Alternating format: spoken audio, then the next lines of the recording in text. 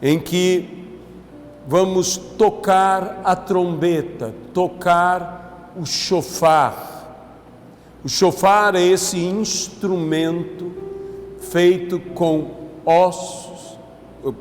com chifre de animais, e que é um dos instrumentos sagrados na palavra de Deus, nas sagradas escrituras. E ele invoca a presença de Deus e convoca os homens. Então, nós vamos agora estar tocando o chofar como um ato profético,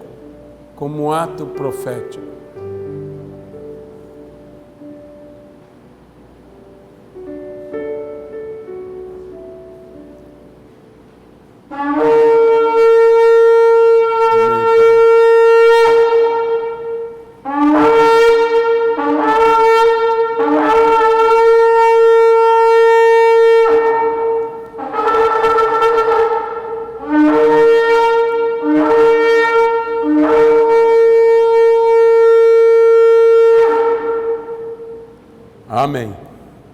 Amém.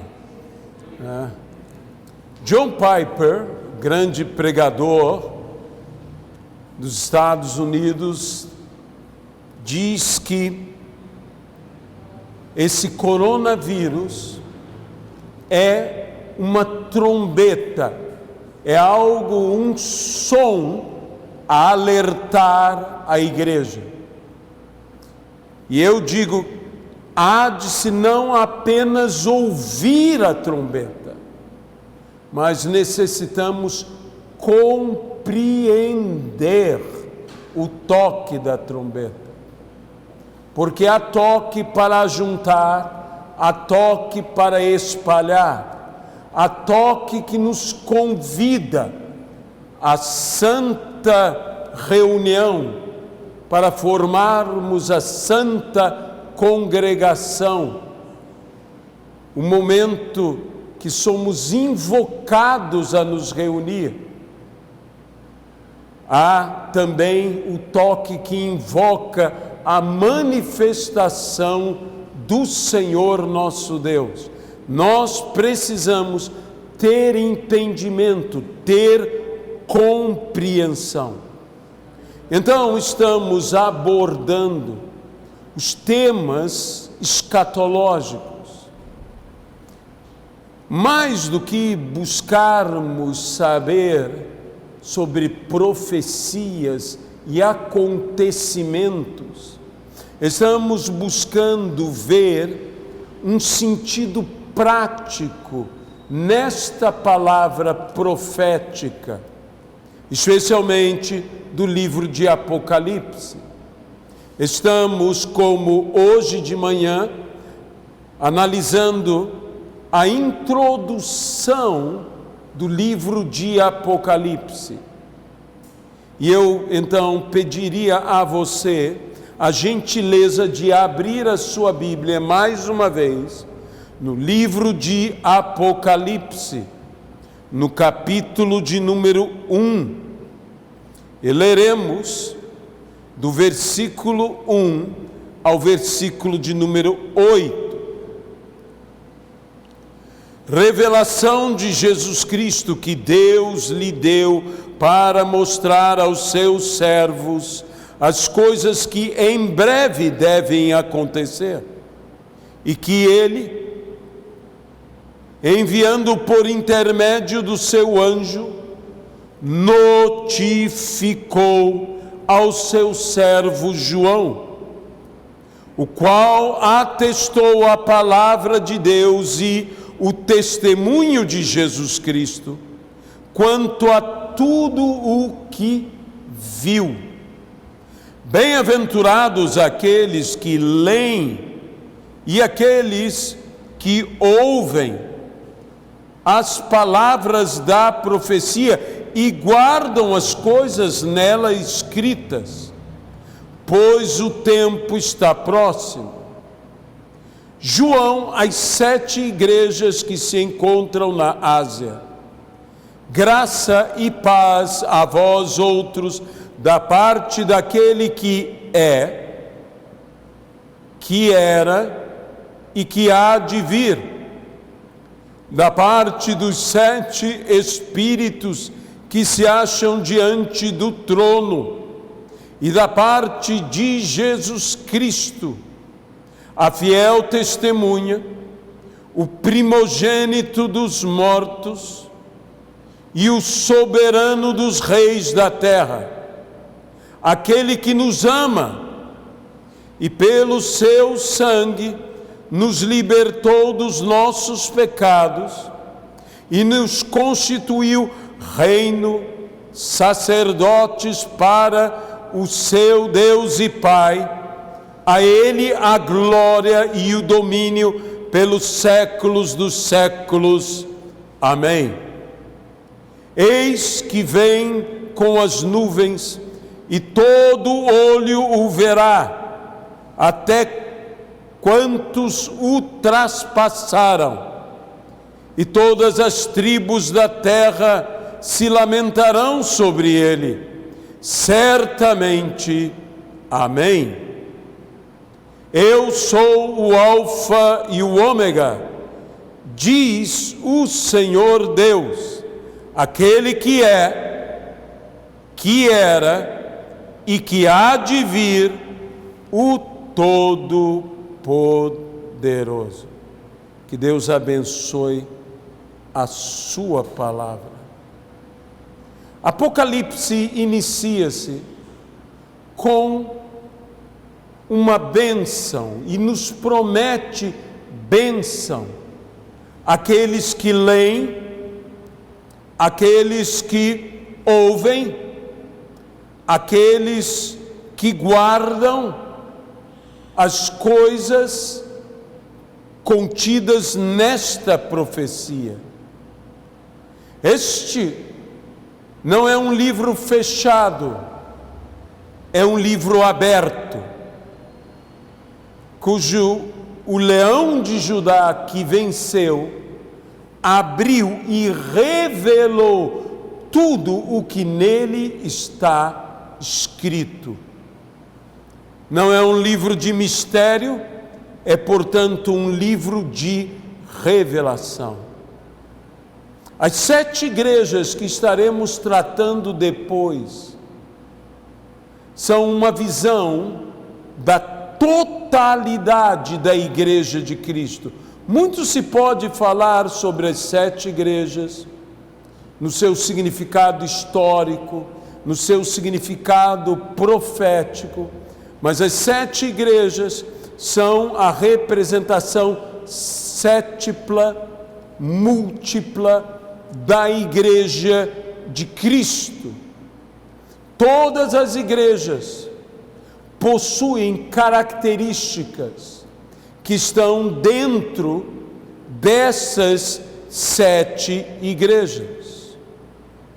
É interessante que vemos que Cristo, nele e por meio dele, não importando a nossa origem, não importando quem somos, não importando a formação que tivemos,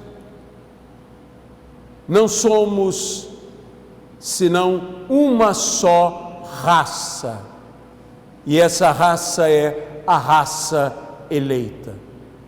Somos raça eleita, sacerdócio real, reis e sacerdotes.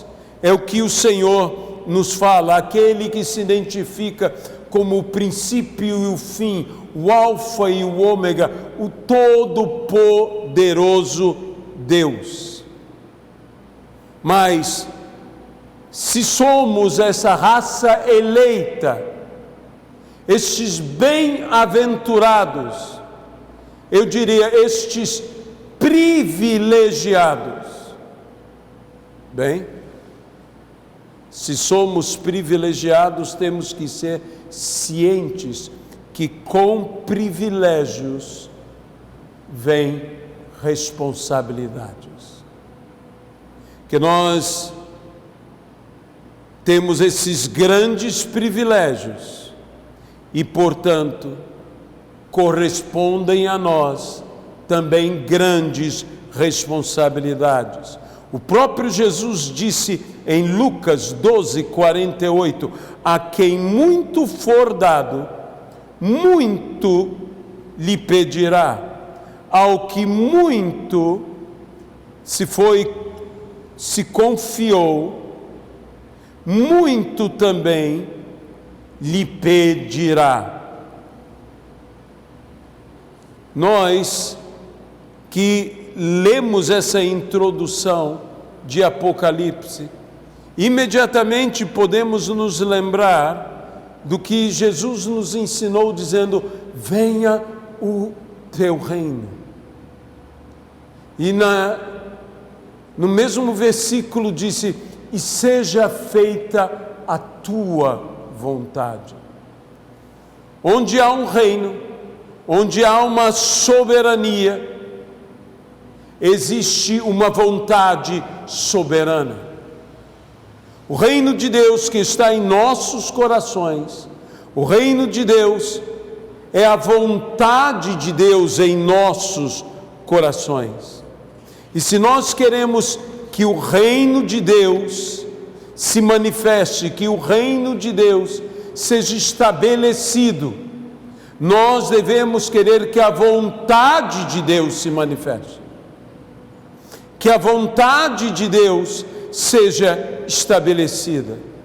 E para isto, para que a vontade de Deus se realize, para que a vontade de Deus seja estabelecida, é necessário que venhamos a vigiar, é necessário que venhamos a trabalhar, nos esforçar, oremos e com abnegação possamos nos oferecer, como a Bíblia diz, como sacrifício vivo, santo e agradável a Deus, para que possamos experimentar qual seja a boa, a agradável e a perfeita vontade de Deus. Isso é o que encontramos em Romanos capítulo 12, versículo 1 e versículo 2.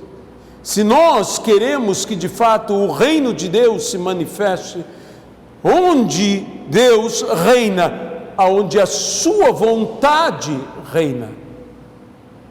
E para que nós vivamos essa vontade, nós mesmos devemos nos esforçar, não devemos nos conformar com este mundo, mas sermos renovados ou transformados pela renovação da nossa mente. E então sim, experimentaremos qual seja a boa, a agradável e a perfeita vontade de Deus. Diz então a palavra que ele notificou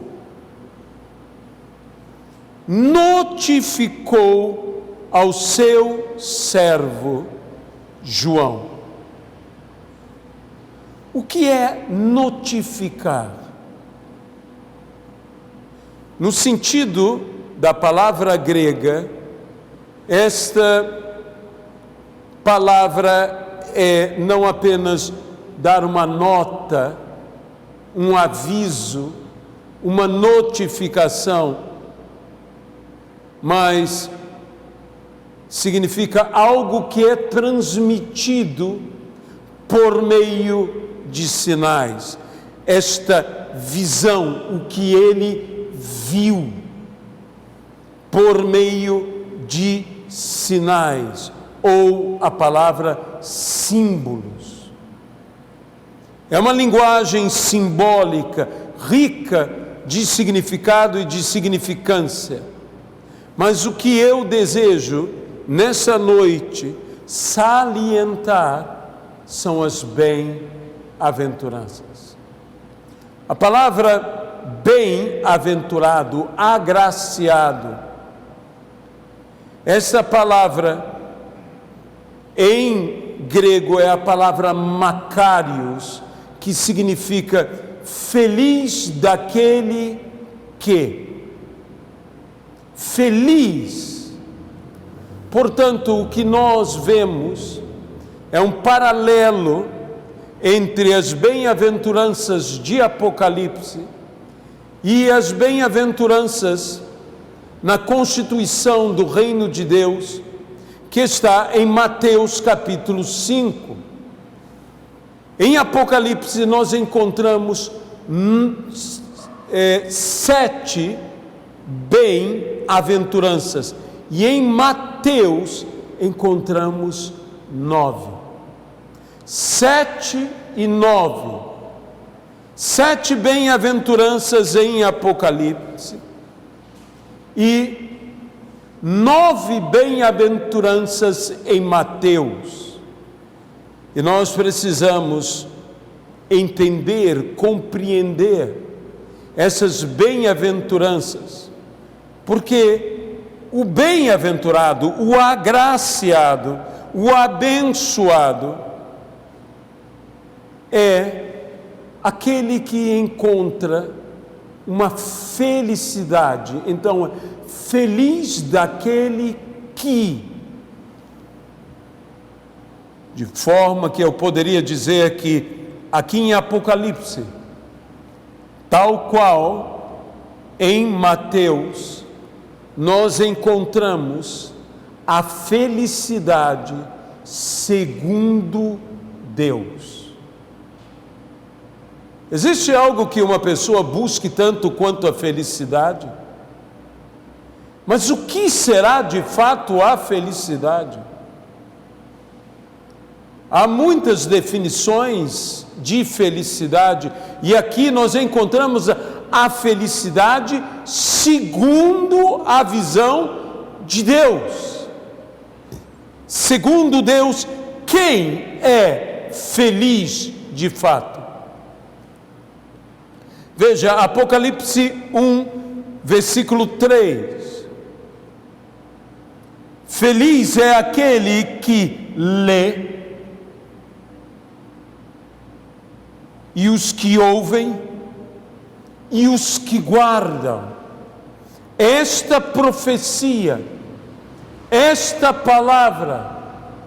Feliz são aqueles que leem, aqueles que ouvem e aqueles que guardam esta palavra. Em Apocalipse 14, versículo 13, encontramos bem-aventurados os mortos.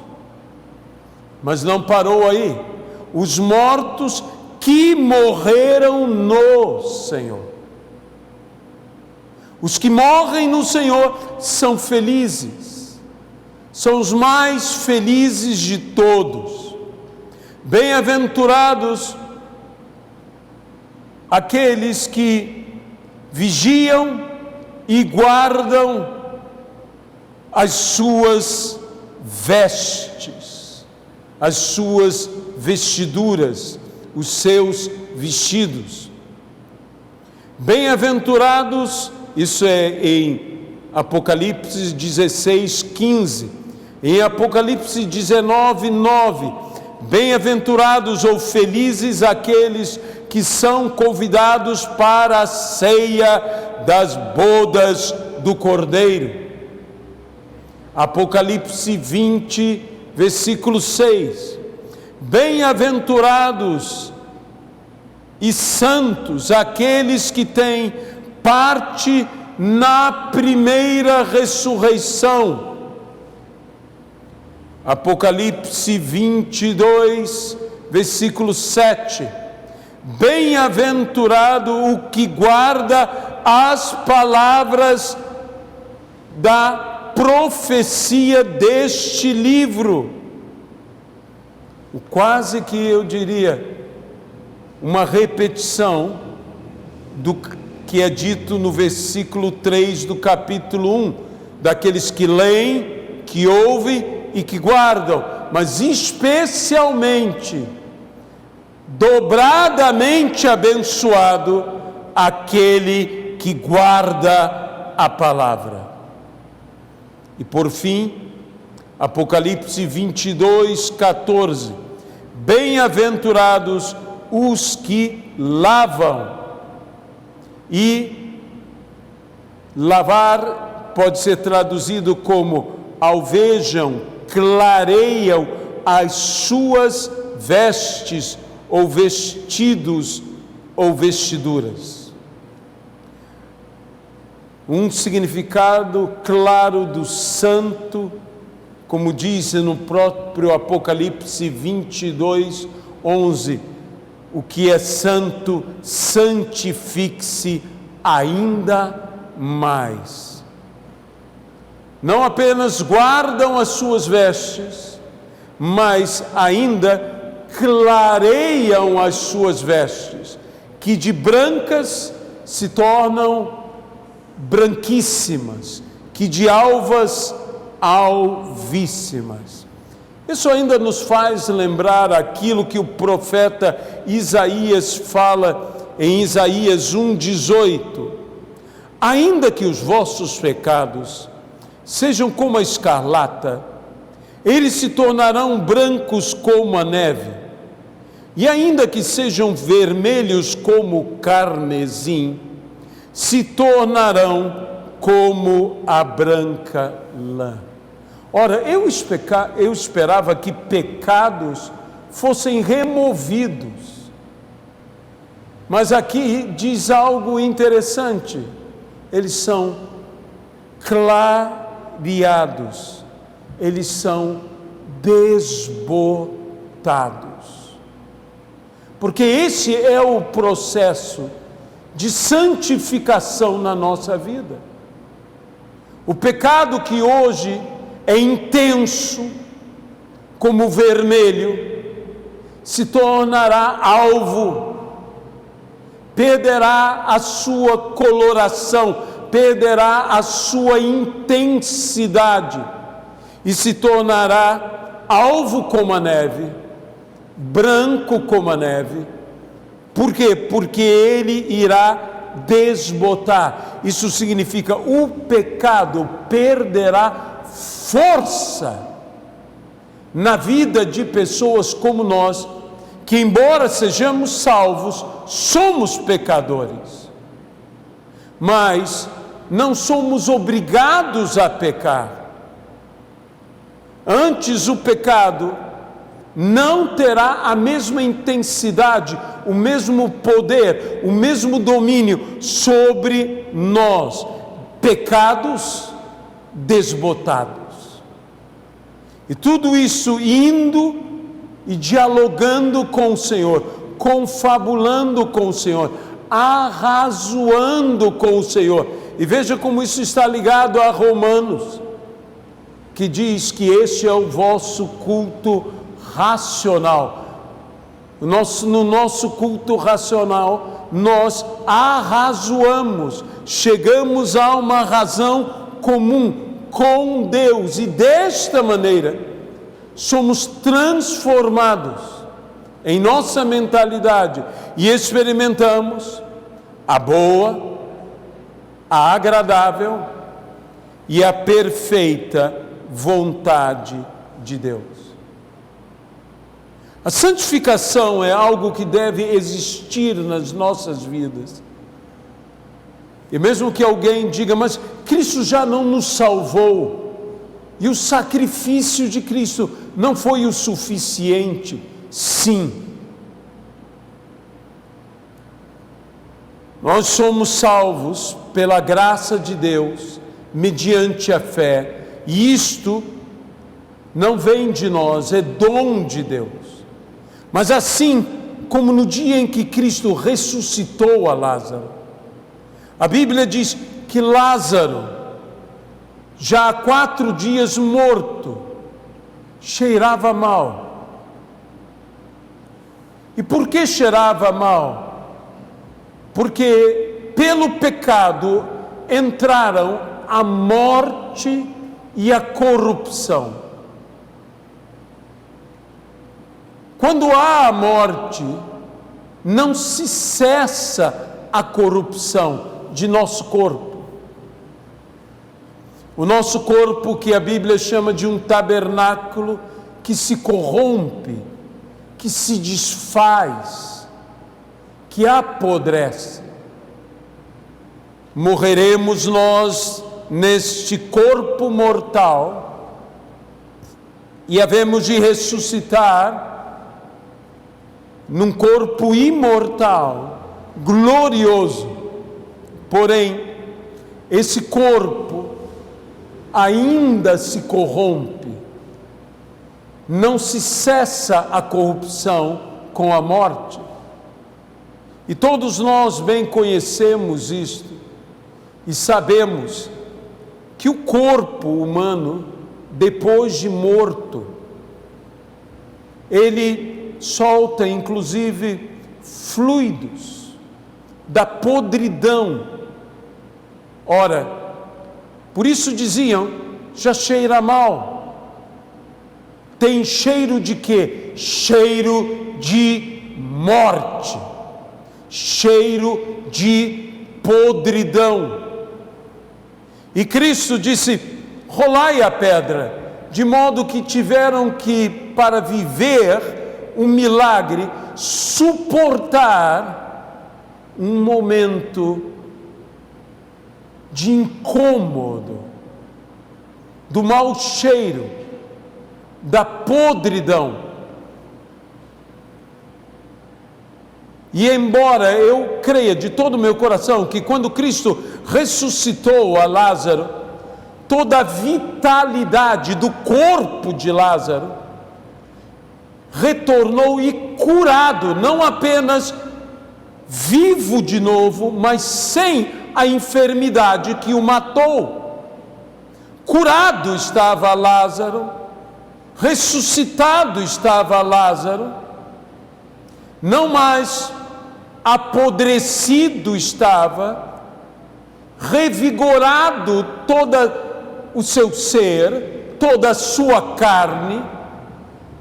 Mas uma coisa eu te garanto, a mortalha cheirava mal. Aquela mortalha na qual ele foi envolvido, aquelas ataduras com as quais o amarraram, tudo aquilo estava impregnado daquele líquido, daquele cheiro de morte. Assim, eu não tenho dúvidas de que possivelmente Lázaro precisou, depois de ressurreto, não apenas ser desatado, mas tomar um banho e receber vestes novas. Abandonar a mortalha com toda a contaminação de morte, com todo o cheiro de morte. Isto é santificação. Isto é santificação. Bem, pelo visto até o pessoal lá de fora gostou disto, né? Até eles querem santificação, sem a qual ninguém verá a Deus. Nós precisamos realmente viver, essas são as grandes alegrias, a verdadeira felicidade segundo Deus. Mas se não vivêssemos as primeiras 9 bem-aventuranças, as 9 bem-aventuranças que estão relatadas em Mateus, nenhum de nós viveria qualquer uma das 7 outras bem-aventuranças de Apocalipse. De modo para que vivamos a totalidade desta felicidade. E quando falamos em Apocalipse, estamos falando de uma felicidade não passageira, mas de uma felicidade eterna. Aleluia! E para que eu viva esta felicidade eterna, eu tenho que viver a felicidade segundo Deus, que está em Mateus capítulo 5, do versículo 3 ao versículo de número 11. E se nós abrimos nossas Bíblias ali, encontraremos essa relação impressionante dessa felicidade segundo Deus, da bem-aventurança segundo Deus. E a primeira delas é: bem-aventurados, abençoados, afortunados, agraciados, favorecidos, felizes daqueles que são humildes de espírito, porque deles é o reino de Deus.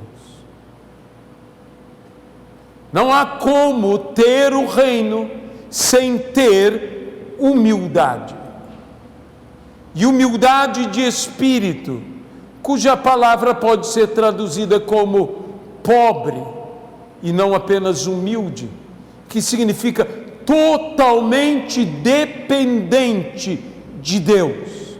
Quando eu tenho o reino, quando eu sou totalmente dependente de Deus, e então eu tenho e eu vivo o reino de Deus em mim, em meu coração, em minha vida. Bem-aventurados os que choram, porque serão consolados. A palavra consolo é uma palavra ligada à própria pessoa de Deus, a pessoa do Espírito Santo. A palavra paracleto, que é traduzida na versão em português como consolador, que também significa confortador, mas que tem um significado mais abrangente de encorajador ou fortalecedor e mesmo conselheiro. Portanto, bem-aventurados os que choram. A tristeza, segundo Deus, produz arrependimento, produz transformação, e o arrependimento produz bênção em nossas vidas, e lágrimas aqui produzem consolo, produzem fortalecimento, produzem até mesmo o conselho para que nos levantemos. O Evangelho de Lucas diz: bem-aventurados os que choram, porque hão de rir. Tamanho será o consolo que alcançarão o riso. Pode a tristeza durar até o anoitecer, mas a alegria vem pelo amanhecer.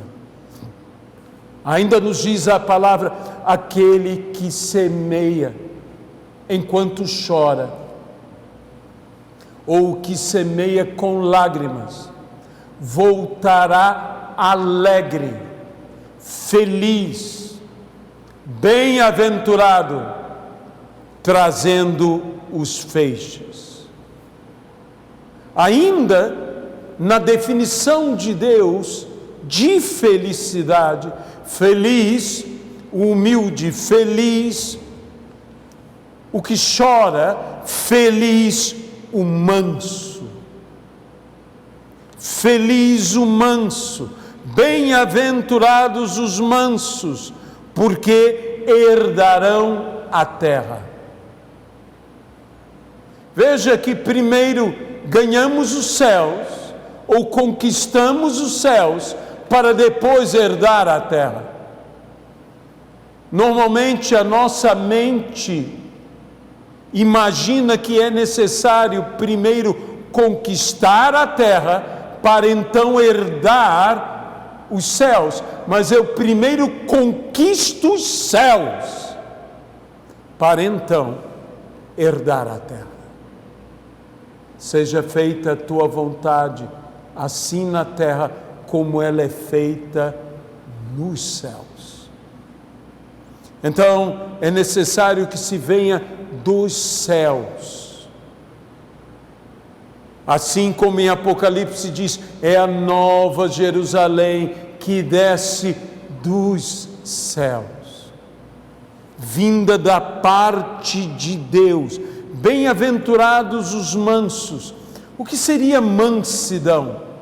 É mais do que quietude, é mais do que tranquilidade. Embora estas palavras sejam palavras que tenham a ver com mansidão. Mansidão é não se alterar.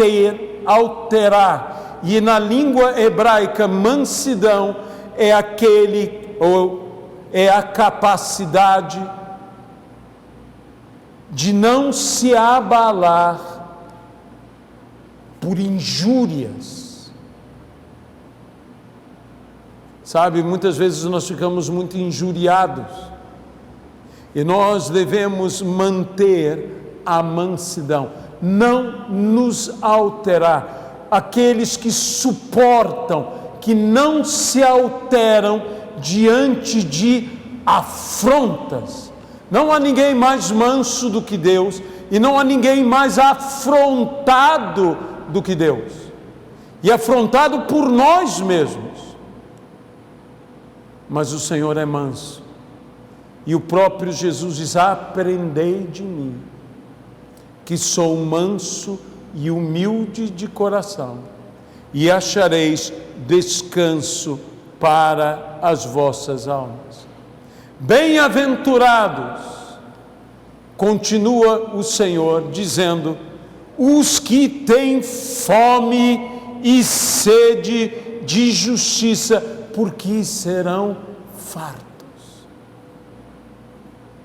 Fome, e não apenas fome, mas fome e sede, para ser farto, farto de justiça, não de justificativas,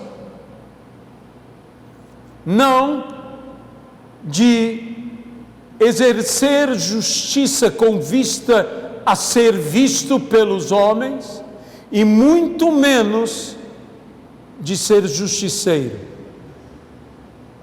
mas na prática da justiça, na vida em piedade, com misericórdia, com compaixão. O que seria ter fome e sede de justiça e ser farto? Jesus disse: a minha comida e a minha bebida é fazer a vontade daquele que me enviou, a vontade do Pai. Isso é justiça. É fazer a vontade do Senhor. Isto é viver o reino. Isto é felicidade segundo Deus. E lembre-se que a vontade dele é boa,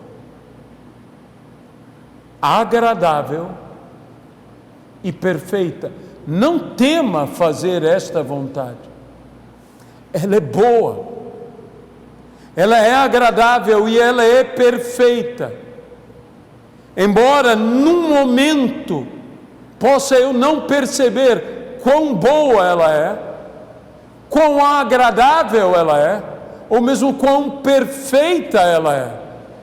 Eu não creio que José percebeu de pronto que o que estava acontecendo com ele era a manifestação da vontade de Deus, e por isso era boa, por isso era agradável e era perfeita.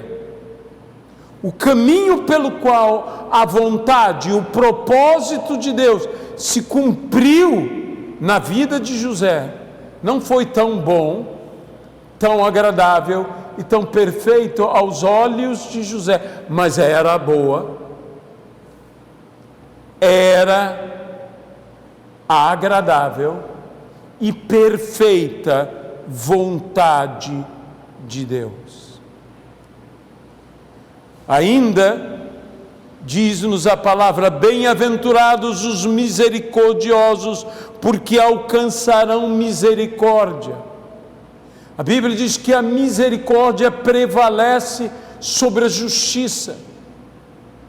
A Bíblia nos fala como é necessário que nós tenhamos misericórdia e exigido que venhamos a ter misericórdia, porque Deus também teve misericórdia de nós.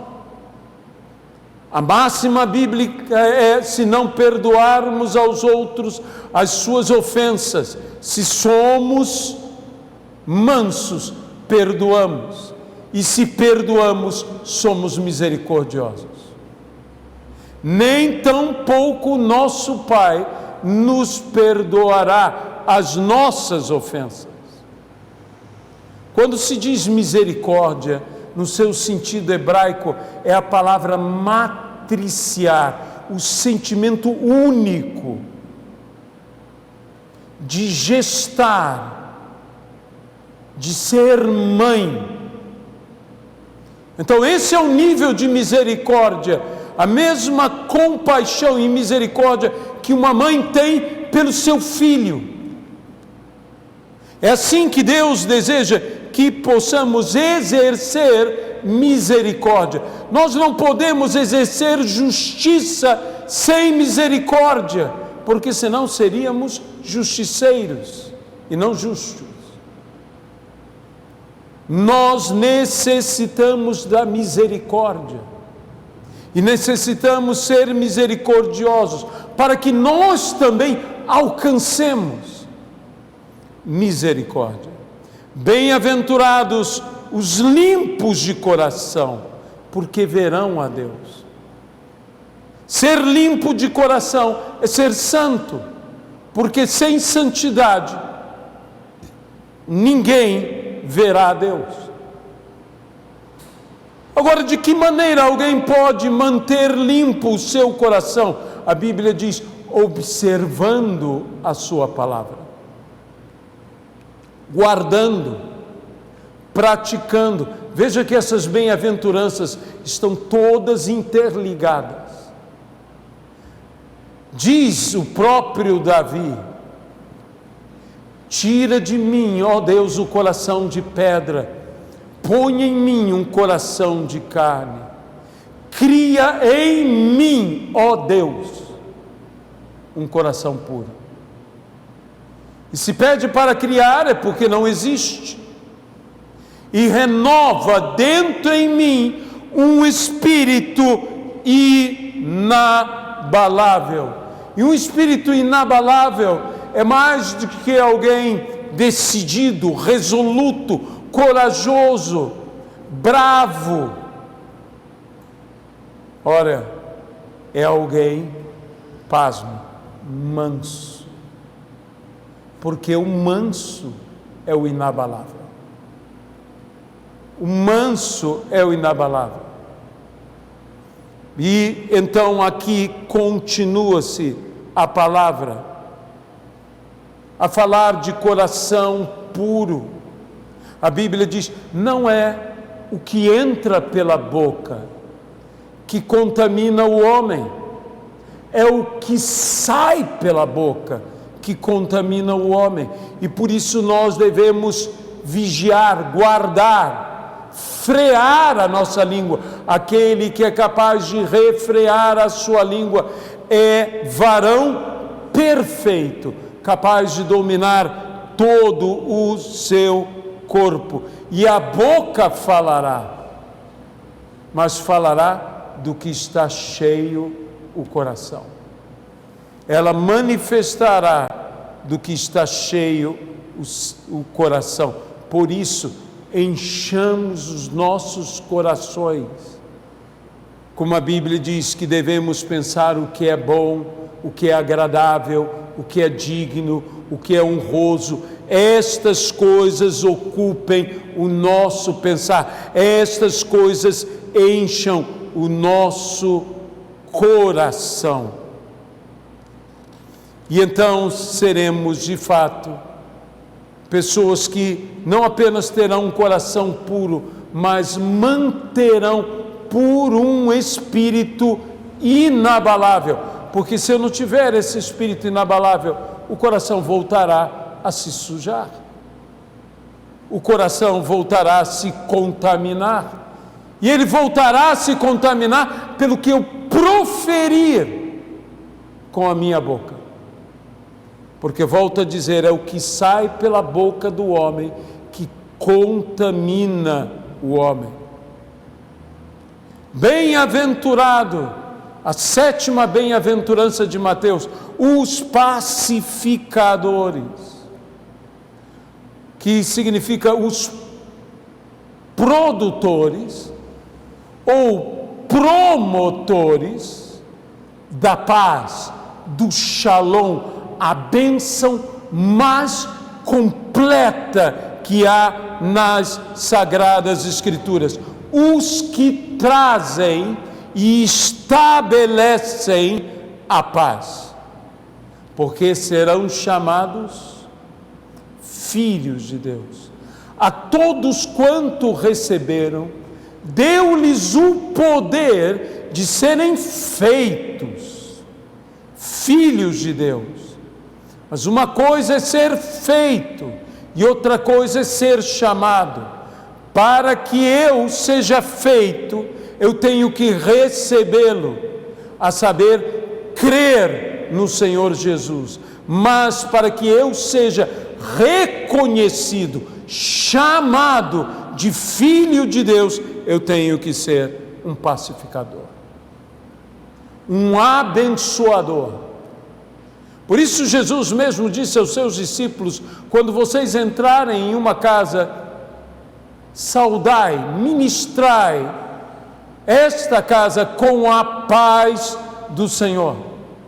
E se a casa for digna, ela receberá a sua paz, senão ela voltará a vocês. Jesus disse: eu tenho-vos dito estas coisas para que em mim tenhais paz. A minha paz vos dou, não vou-la dou como o mundo a dá. Tenho-vos dito estas coisas para que em mim tenhais paz. Não apenas tenhais paz, mas tenhais a minha paz. Uma coisa é termos paz. Eu posso ter vários tipos de paz, mas além desta paz genérica, Ele me dá uma paz específica. Ele me dá a paz dele, por meio do quê? Da sua palavra, que eu devo receber e que eu devo guardar e praticar. E como eu disse hoje pela manhã, quando eu pratico, eu construo, eu edifico, pois todo aquele que ouve a minha palavra e a pratica é sábio construtor.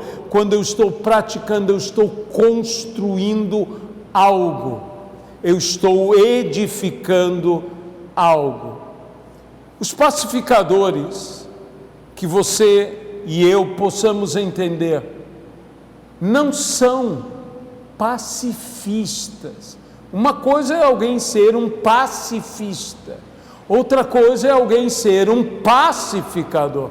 Às vezes a própria paz é uma bela filha de uma mãe não tão bela, filha da guerra. É Salomão, rei de paz, mas ele é filho de Davi, rei de guerra.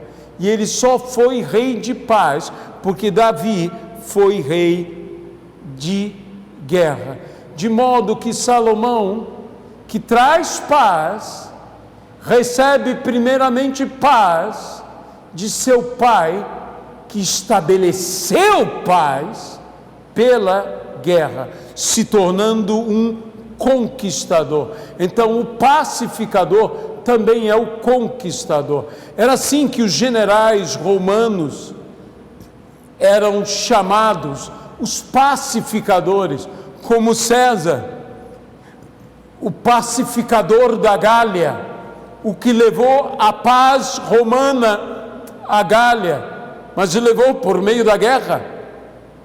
E eles, quando chegavam, eram, digamos, saudados, ovacionados, honrados, numa marcha, onde ia à frente o pacificador, levando o gládio, a grande espada que trazia diante dele. E quem olhasse ao longe, mais parecia que lhe saía da boca uma espada de 2 gumes. Exatamente quando nós veremos que Jesus, a visão do Cristo glorificado, tem uma grande espada que sai pela sua boca. E que eu já adianto algo: a voz dele é visível, não é só audível. Eu vejo a voz de Cristo, o que sai de sua boca, as palavras que saem de sua boca, a palavra de Deus, espada do Espírito, espada de 2 gumes. Assim como a maldição sem causa não se cumpre, também a bênção sem dignidade não permanece.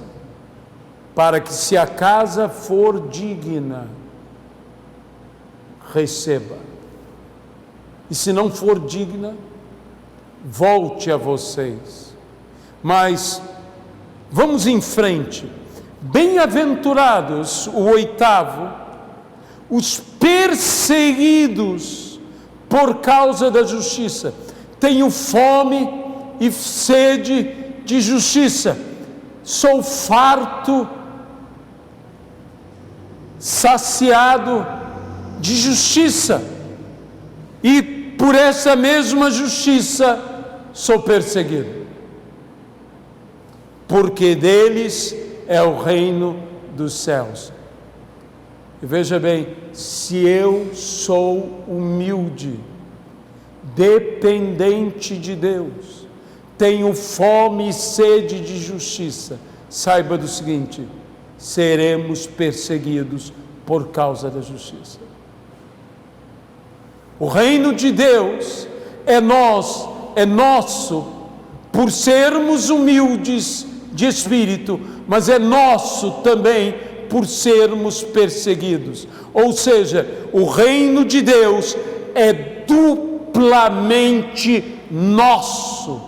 É nosso, e não tenhamos dúvida, quando na Bíblia se repete 2 vezes, como em verdade vos digo, está dizendo, não haja dúvida, isto é a mais absoluta verdade. Quando aqui diz o reino de Deus é vosso, e novamente diz o reino de Deus é vosso, é que não tenhamos dúvida alguma, o reino de Deus é nosso. Amém? Bem-aventurados sois, quando por minha causa, não só por causa da justiça, mas por causa do Rei Jesus, vos injuriarem. Mas eu sou manso, eu não cederei à injúria.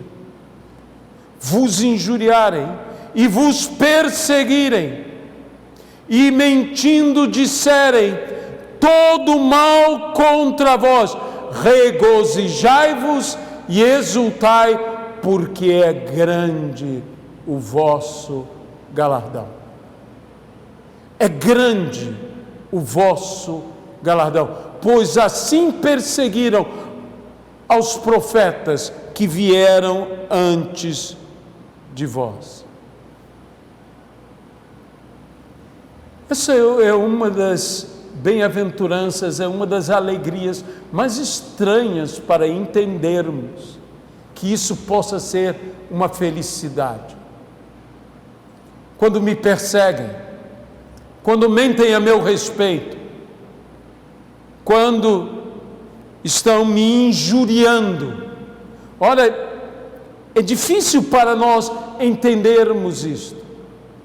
Como é difícil entendermos o que a Bíblia diz, que o diabo, nosso adversário, anda ao nosso derredor, como leão que ruge, ávido para nos devorar. A Bíblia diz que somos perseguidos e perseguidos por causa da justiça. Mas a Bíblia não diz só isto. Veja, a Bíblia diz que somos perseguidos, não que seremos alcançados. Você pode dizer amém?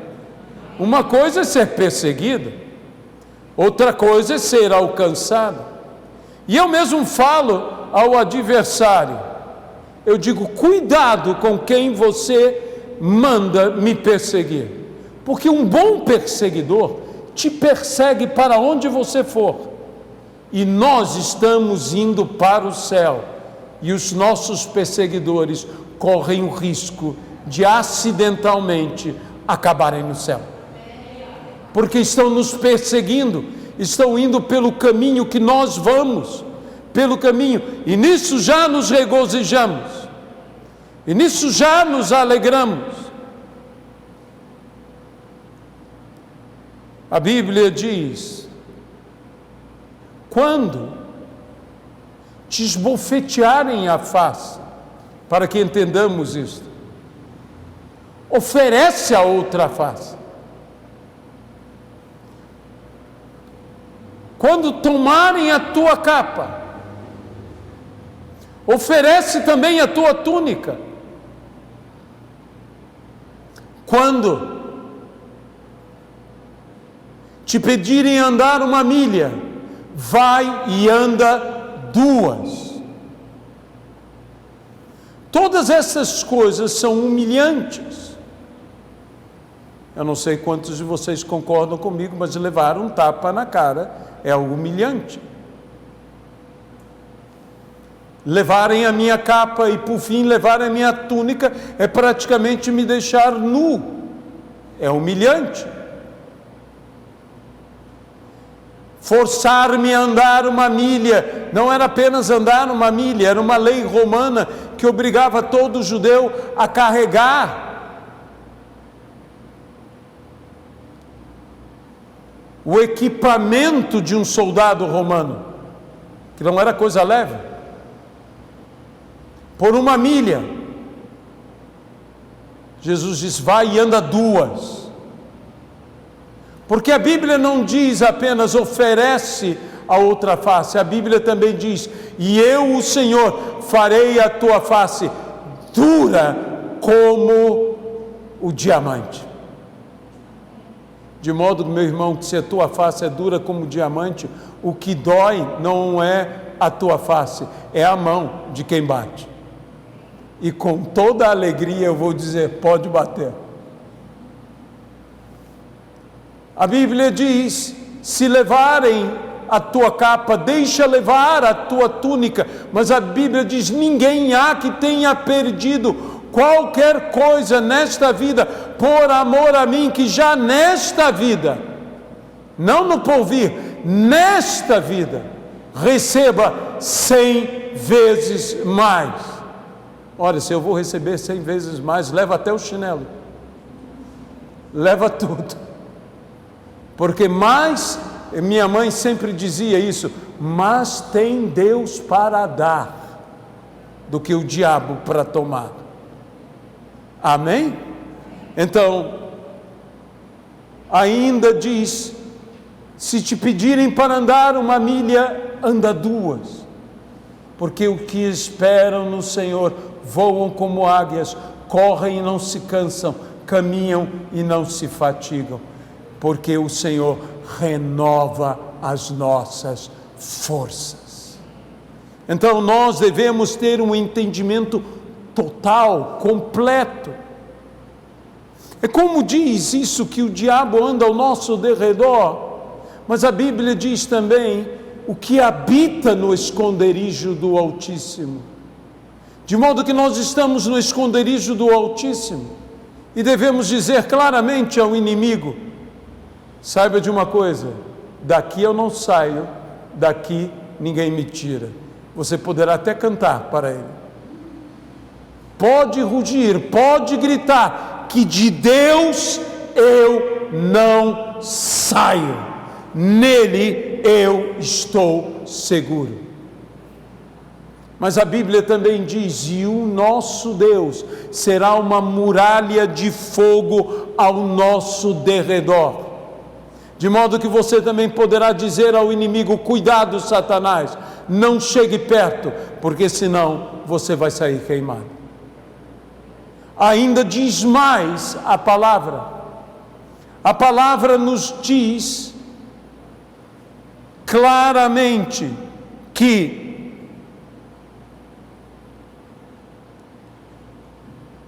os anjos do Senhor acampam-se ao redor daqueles que o temem, para livrá-los de todo o mal. Ora, não apenas eu estou no esconderijo do Altíssimo, o Senhor é uma muralha de fogo ao meu redor, mas ainda os anjos do Senhor estão ao meu derredor, de modo que o diabo vai acabar ganhando uma surra dos infernos. Essa é que é a verdade. E por fim, a Bíblia diz, através do episódio de Sansão, que um leão foi rugindo, e a unção que estava em Sansão foi desperta, e Sansão, no poder de Deus, dividiu aquele leão em dois. Nós também dividiremos o inimigo em dois, porque maior é o que está em nós do que aquele que está neste mundo. Por fim, já que todas as coisas cooperam para o bem dos que amam ao Senhor, nós temos que compreender que quando Deus é por nós, nada, nem ninguém pode ser contra nós, ainda que seja real, ainda que a perseguição seja real, ainda que o problema seja real. Quando somos amaldiçoados, verdadeiramente amaldiçoados, há muita gente que tem medo de maldição. Não tema a maldição se você tem a bênção, porque não há maldição, por maior que seja maior do que a menor das bênçãos que Deus tem para nós. Sabe, muitas vezes eu penso nessa questão de maldição, ainda mais na cultura que nós estamos inseridos, cultura brasileira, em que de vez em quando colocam o seu nome na boca do sapo, que fazem uma obra de feitiçaria, de macumbaria para você. Não ligue para isso. Tenha misericórdia das pessoas que estão fazendo isso, porque elas não têm ideia do que estão fazendo. Veja bem, a primeira coisa que a Bíblia diz é que a maldição sem causa não se cumpre. E se não há causa, isso não vai te alcançar jamais. Você pode dizer amém a isso? Mas a segunda coisa que diz é que voltará este mau intento para quem o fez. E é por isso que nós devemos ter misericórdia dessas pessoas, porque o que eles desejam de mal para nós, voltar-se-á contra eles. Pobre pessoas.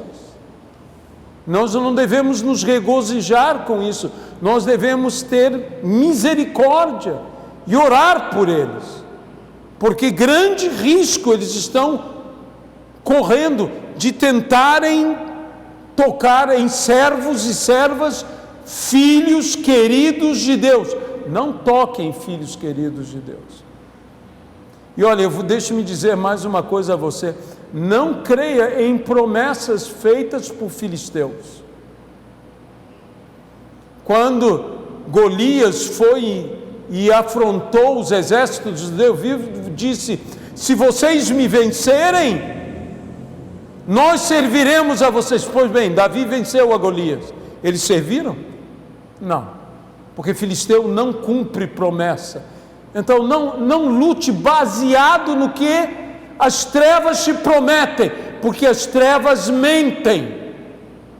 Lute confiado no que Deus te promete, porque Deus não mente, nem se engana. Mas ainda nos diz a palavra que Deus fará mais do que isto que eu disse em relação às maldições. Diz: e o Senhor transformará toda maldição em bênção. É por isso que nós temos que ser mansos, porque confiamos plenamente nesse Senhor que transforma toda maldição em bênção. De modo que quando alguém fizer alguma coisa de mal para você, uma obra de feitiçaria, uma macumba, seja o que for, diga: não faça qualquer macumbinha, pelo amor de Deus, porque Deus vai transformar tudo isso em bênção. Faça um macumbaço. Não bote na boca de um sapo, vai na boca de um jacaré mesmo. Não mate qualquer galinha, mate um boi, pelo amor de Deus. Por quê? Porque Deus transformará toda maldição em bênção. Então seja feliz, tenha esta confiança. Amaldiçoar, literalmente, é maldizer. Quando alguém fala mal de mim, pelos mesmos motivos que eu disse, não é necessário que alguém faça uma obra de feitiçaria, mas quantas pessoas falam mal de nós? De modo que quando eu sei que alguém fala mal de mim, o que eu peço é: por favor, não fale pouco mal, fale muito mal, porque a Bíblia diz que Deus transformará toda maldição em bênção. Mas há aqueles que não se satisfazem só em falar mal, fazem mal. E aí, como eu devo agir? Aí eu devo fazer o que Jesus disse: regozijai-vos e exultai, porque é grande o seu galardão. Veja, Deus transforma toda maldição em bênção e transforma todo mal que fizerem a nós em benefício a nós. Disse José aos seus irmãos: o mal que vós intentastes fazer, Deus o transformou em bem. Em bem para mim e para toda esta gente, até para quem fez mal. Deus o transformou em bem. Então, meu irmão, regozijemo-nos, porque grande é o nosso galardão, no nome de Jesus Cristo. Para que as bem-aventuranças sejam reais em minha vida, é necessário que eu seja filho de Deus, E eu só posso ser filho de Deus quando eu aceito a Jesus como meu Senhor e meu Salvador. Pois a todos quanto receberam, deu-lhes o poder de serem feitos filhos de Deus, a saber, os que creem no seu nome. Nesse nome há poder, por este nome somos salvos. E que nome é este? O nome de Jesus Cristo. De modo que eu quero convidar, se há alguém presente aqui ou através da live, que ainda não aceitou a Jesus como seu Senhor e Salvador, que neste momento aceite este nome, pois nesse nome há poder. Pois oraremos e pediremos neste nome, no nome de Jesus, e nos será feito. E o Pai fará isto para que o Filho seja glorificado no Pai, e o Pai seja glorificado no Filho. Senhor nosso Deus, oramos agora por cada pessoa que deseja aceitar a Jesus como seu Senhor e seu Salvador, aceitando o seu nome, tomando o seu nome, como nós tomamos o nome de família. Abençoe-nos, ó Deus. Revela-te a cada uma dessas pessoas e entra em cada um desses corações. No nome de Jesus Cristo. Mas eu quero fazer uma segunda oração. Eu quero convidar você, a que é filho de Deus, a que aceitou Jesus como seu Senhor e seu Salvador,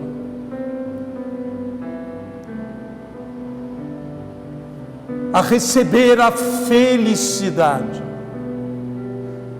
Eu creio que este é o oferecimento que todos desejam receber. Mas a felicidade segundo Deus, ter bens, receber estes bens, é algo bom. Mas isto em si não é a felicidade. A felicidade suprema se manifesta quando diligentemente, ou seja, num esforço concentrado, oferecemos nossos corpos por sacrifício vivo, santo e agradável a Deus. E assim experimentamos em nossa vida qual seja a boa, a agradável e a perfeita vontade de Deus. Essa vontade que a Bíblia diz: eu é que sei que pensamentos tenho ao vosso respeito, que são pensamentos de paz. Pensamentos de paz. E se você deseja receber, basta colocar a sua mão no seu coração. E nós vamos orar agora, para que sejamos agraciados, bem-aventurados, que tenhamos a felicidade segundo Deus, que as bem-aventuranças se cumpram na nossa vida, e que haja regozijo e alegria, alegrando-nos sempre no Senhor.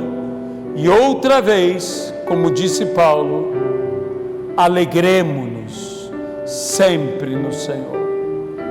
Pai amado, Ó Deus querido, oramos agora para que a felicidade segundo Deus se realize em nossas vidas. A felicidade eterna, não alegrias passageiras, contentamentos que não permanecem, mas a felicidade eterna que não pode ser roubada, que não pode ser perdida, permaneça em nós, ainda que não alegres, mas felizes, sabendo discernir claramente o que é alegria do que é felicidade. Tristes, mas mantendo essa felicidade. Nada tendo, mas possuindo a tudo. Nós oramos ao Senhor e te agradecemos, no nome de Jesus Cristo. Amém e amém, Pai. Queremos lembrar que no próximo domingo, pela manhã e pela noite, participaremos da ceia presencial e online. Então, aqueles que ficarão em casa e participarão da ceia em casa online, tenham, por favor, providenciado pão e suco de uva, para juntos celebrarmos aquele que vive e reina pelos séculos dos séculos, o Senhor Jesus. Lembramos que ainda estamos nesse momento particular, seguindo as normas, os protocolos sanitários de segurança, e por isso pedimos a sua compreensão, que não estamos nos abraçando ou nos beijando. Chegará o dia, amém? Chegará o dia que nós poderemos com toda a liberdade nos abraçar. E vamos agora orar por um missionário chileno chamado Vergara. Ele está no mundo afegão e foi acometido de Covid lá.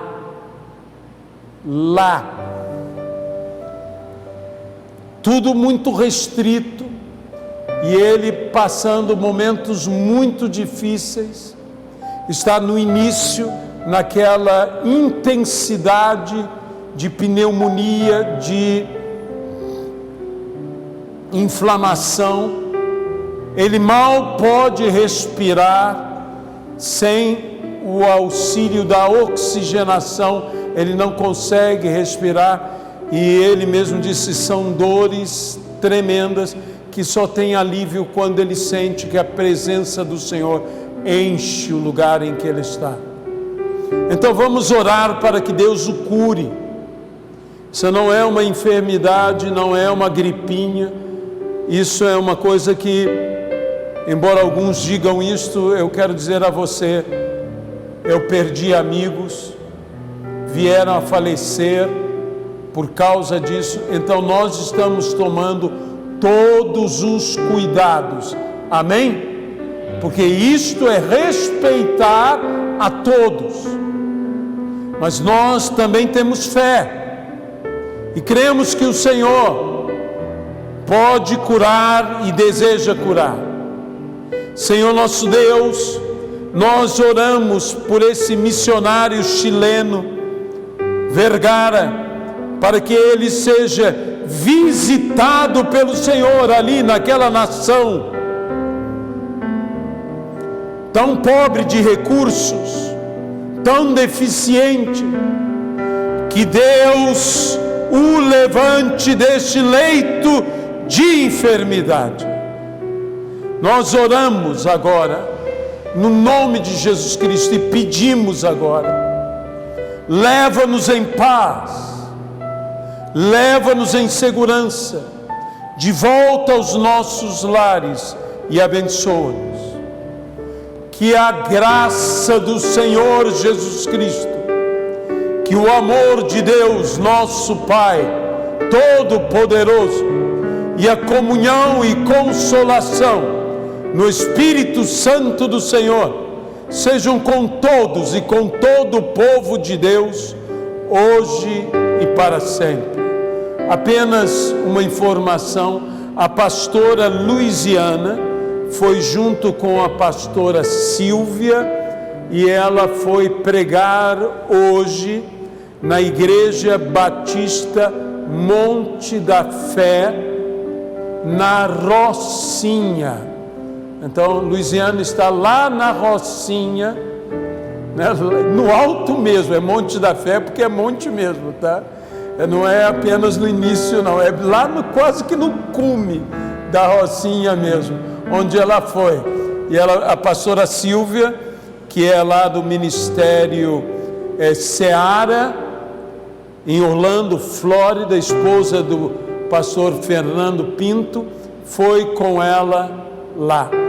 Por isso que ela não está aqui conosco hoje. Então, Deus os abençoe. Até a nossa próxima reunião, ou a nossa próxima live, se assim Deus nos permitir. Amém.